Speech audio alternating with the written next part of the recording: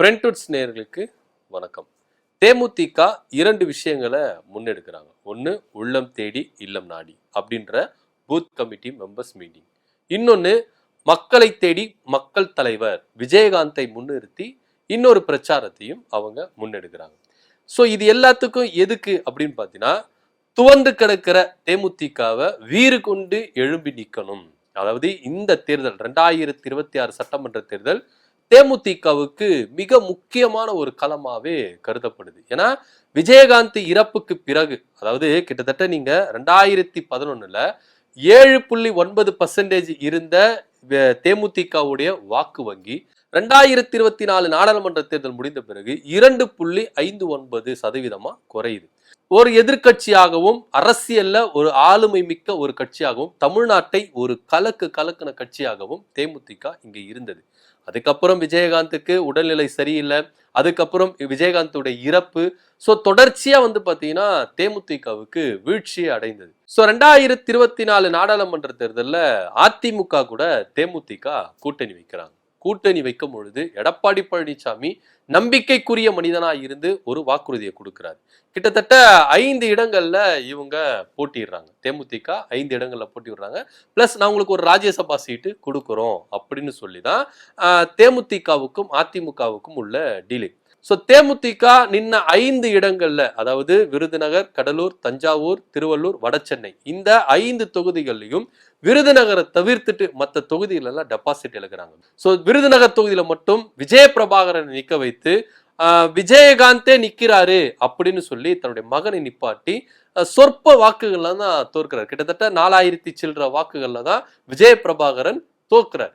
So இப்படியா இருக்கும் பொழுது இந்த விவகாரம் ரொம்பவே தேமுதிகல பேசப்பட்டது. அடுத்தபடியா தேமுதிகவை எந்த கட்டத்துக்கு நம்ம எடுத்துட்டு போனோம், இதற்கு முழுசா காரணம் விஜய பிரபாகரனை வைத்து தேமுதிகவை கட்டமைக்கலாம் அப்படின்ற ஒரு பிளானுக்கு பிரேமலதா விஜயகாந்த் வராங்க. ஸோ இப்படியா இருக்கும் பொழுது சமீபத்துல தென்சென்னையில நடந்த இந்த பூத் கமிட்டி மாநாட்டுல தேமுதிக அதிமுகவை கடுமையா விமர்சிக்குது. என்னன்னா, எடப்பாடி பழனிசாமி முதுகுல குத்திட்டாரு, நம்ப வச்சு கழுத்து அறுத்துட்டாரு, அதாவது ராஜ்யசபா சீட்டு கொடுப்பாரு அப்படின்னு நம்பிதான் அவர்கிட்ட நாங்க கூட்டணி வச்சோம். ஆனா அவர் ஒரு முதலமைச்சரா இருந்தவர், எதிர்கட்சி தலைவர், கொடுத்த வாக்குறுதியில நிலையா நிப்பாரு அப்படின்ற ஒரு நம்பிக்கையில தான் அவர்கிட்ட நாங்க கூட்டணி வச்சோம். ஆனா அதுக்கப்புறம் அவருடைய நம்பிக்கை துரோக வேலையை காட்டிட்டாரு, எங்க முதுகுல குத்திட்டாரு அப்படின்ற ஒரு கருத்தையும் முன்வைத்தாங்க. அதிமுகவை கடுமையா விமர்சிக்கிறாங்க பிரேமலதா விஜயகாந்த். சோ அந்த தென்சென்னை மாவட்டத்துல நடந்த ஆலோசனை கூட்டத்துல பெரும்பாலான நிர்வாகிகள் என்ன சொன்னாங்க அப்படின்னா, ஜெயிக்கிற கட்சியான திமுக கூட நம்ம நின்னா நம்ம கட்சியை அடுத்த கட்ட லெவலுக்கு எடுத்துட்டு போயிடலாம் அப்படின்னு சொல்லிதான் இந்த விவகாரம் நடக்குது. இதுக்கு பின்னாடி இந்த தேமுதிகவை திமுகக்குள்ள கொண்டு வர வேலையை மினிஸ்டர் ஏவா வேலு கதை கச்சிதமா செய்யறாரு. ஏன்னா தேமுதிகவை விட்டுடக்கூடாது. நீங்க கடந்த ஜூலை மாதம் நம்முடைய முதலமைச்சர் மு.க. ஸ்டாலின் அவர்கள் உடல்நிலை சரியில்லாம வீட்டுக்கு வராரு. வீட்டுக்கு வந்தோடனே ஒவ்வொரு தலைவர்களா போய் சந்திக்கிறாங்க. அப்போ தேமுதிக தலைவர் போய் சந்தித்தது இங்க ரொம்பவே பரபரப்பை ஏற்படுத்திச்சு. பிரேமலதா விஜயகாந்த் பிளஸ் சுதீஷ் அவருக்கு 2 பேரும் என்ன பண்றாங்க, முதல்வர் ஸ்டாலின் அவர்களை சந்திக்கிறாங்க. வெளிப்படையா என்னதான் இவங்க ஒரு நட்பு ரீதியாக ஒரு அரசியல் கட்சி தலைவர் முதல்வர் அவரை நல விசாரிக்க போனோம் அப்படின்னு பேசப்பட்டாலும் அங்க கிட்டத்தட்ட 30 நிமிடங்கள் அரசியல் பத்தி பேசப்பட்டது. அதுவும் இல்லாம கூட்டணிக்குள்ள வர்றதுக்கான பேச்சுவார்த்தைகள் முற்றிலுமா நடந்தது அப்படின்ற ஒரு விவகாரம் ரொம்பவே அரசல் பரசலா பறிச்சு. இது உண்மையும் கூட அப்படின்னு பல அரசியல் நிபுணர்கள் என்ன பண்றாங்க, முன்வைக்கிறாங்க. சோ இந்த வேலையை ஏவாவேலு சூப்பரா செஞ்சு முடிச்சிருக்கிறாரு. திமுக கூட்டணியில ஏற்கனவே காங்கிரஸ், விடுதலை சிறுத்தைகள், மதிமுக, கம்யூனிஸ்ட், மார்க்சிஸ்ட் போன்ற கட்சிகள் இருந்தாலும் இவங்களுக்கு தொகுதி பங்கீடு பிரிச்சு கொடுக்கறதே ஒரு பெரிய வேலையா இருக்குது. சோ இதனிடையில தேமுதிக வந்துட்டா அவங்களுக்கு நம்ம தொகுதிகளை பிரிச்சு கொடுக்கணும். சோ எல்லாத்தையும் கதை கச்சிதமா முதல்வர் ஸ்டாலின் அவர்கள் சூப்பரா காய்களை நகர்த்திட்டு போறாங்க அப்படின்ற ஒரு பார்வையிலும் இங்க பார்க்க வேண்டியது இருக்கு. கடந்த சில தினங்களுக்கு முன்னாடி மாவட்ட செயலாளர் தேமுதிக மாவட்ட செயலாளர் டிவி கணேஷுடைய இல்ல திருமண விழாவுக்கு அமைச்சர் KN நேரு போய் கலந்துக்கிறாரு. அங்க பிரேமலதா விஜயகாந்த், LK சுதீஷ், KN நேரு குரூப்பா நின்று போட்டோலாம் எடுத்துக்கிறாங்க.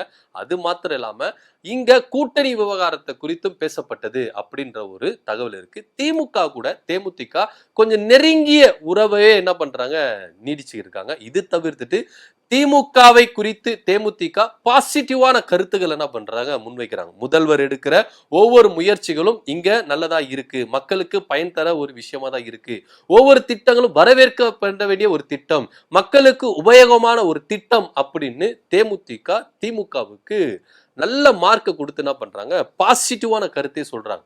திமுகவும் தேமுதிகவை விடுற மாதிரி இல்ல. விஜயகாந்த் அவர்களுக்கு இரங்கல் தீர்மானத்தை கொண்டு வரதா இருக்கட்டும், விஜயகாந்தோட இறப்புக்கு திமுக அவர்கள் எந்த அளவுக்கு இறங்கி கிரவுண்ட் லெவல்ல வேலை செஞ்சாங்க அப்படின்றது எல்லாத்தையும் நம்ம இங்க பார்க்க வேண்டிய ஒரு விஷயமா இருக்குது. என்னதான் மக்களினுடைய ஒரு தலைவரா விஜயகாந்த் இருந்தாலும் தனிப்பட்ட விதத்துல எங்களுக்கு விஜயகாந்த் மேல அதீத ஒரு நட்பு இருக்கு, அவர் மேல மரியாதை இருக்கு அப்படின்னு சொல்லி திமுக என்ன பண்றாங்க, ஒவ்வொரு முன்னெடுப்புகளையும் தேமுதிகவுக்கு இணக்கமாகவே எடுக்கிறாங்க. சோ இந்த விவகாரம் வச்சு பார்த்தோம்னா திமுக கூட்டணியில தேமுதிக இணையுது அப்படின்ற ஒரு கருத்து இங்க இருக்கு. அது போக கிட்டத்தட்ட ஆல்மோஸ்ட் தேமுதிக தரப்புல இருந்து வருகிற தகவல் என்ன இருக்குன்னா, ஆல்மோஸ்ட் எல்லா தொகுதிகளும் நாங்க பேசி முடிச்சாச்சு, கிட்டத்தட்ட 7 சீட்டு நாங்க கேட்டிருக்கோம், ஒரு ராஜ்யசபா சீட்டு அப்படின்னு. குறிப்பா விஜயகாந்த் நின்ன ரிஷிவந்தயம் தொகுதி, அதே போல விருதாச்சலம் தொகுதி, திருத்தணி தொகுதி போன்ற தொகுதிகளை நாங்க கேட்டு வாங்க போறோம் அப்படின்னும் தேமுதிக தரப்புல இருந்து இங்க பதில் வருது. இது எல்லாத்தையும் ஸ்டாலின் அவர்கள் ஓகே சொல்லிட்டாரு. ஏன்னா ஏவாவேலு இந்த விஷயத்தை எல்லாத்தையும் பேசி முடிச்சு முதல்வர் ஸ்டாலின் கேட்ட இந்த தகவலை கொடுத்திருக்கிறாங்க அப்படின்னும் இங்க பார்க்கப்படுது. எதுவா இருந்தாலும் திமுக கூட்டணி ஆல்ரெடி ஒரு பலம் வாய்ந்த கூட்டணியா இருக்கு. மேலும் வலு சேர்க்கும் விதமாக தேமுதிக இந்த பக்கம் திமுக கூட்டணி வந்துருச்சுன்னா, இங்க தேசிய ஜனநாயக கூட்டணியும் சரி, அதே போல விஜய் தனித்து நிற்கிறாரு, சீமான் அவர்கள் தனித்து நிற்கிறார். இந்த 4 முனை போட்டிகள் இல்லாம இது இன்னும் அதிகமா பலம் வாய்ந்து இந்த கூட்டணி மிகப்பெரிய வெற்றி அடையும் அப்படின்னு தான் இங்க பார்க்கப்படுது. ஆனா இதுல ஒரு ட்விஸ்ட் என்ன அப்படின்னா, தேமுதிக திமுக கூட்டணிக்குள்ள வரக்கூடாது அப்படின்றதுக்காக பாஜக சூப்பரா காய்களை நகர்த்திட்டு வராங்க. ஏன்னா கடந்த சட்டமன்ற தேர்தல்ல தேமுதிக தேசிய ஜனநாயக கூட்டணியில இருந்தாங்க. நாடாளுமன்ற தேர்தலில் அந்த கூட்டணியில இருந்து விலகி வந்து அதிமுக கூட கூட்டணி வச்சாங்க.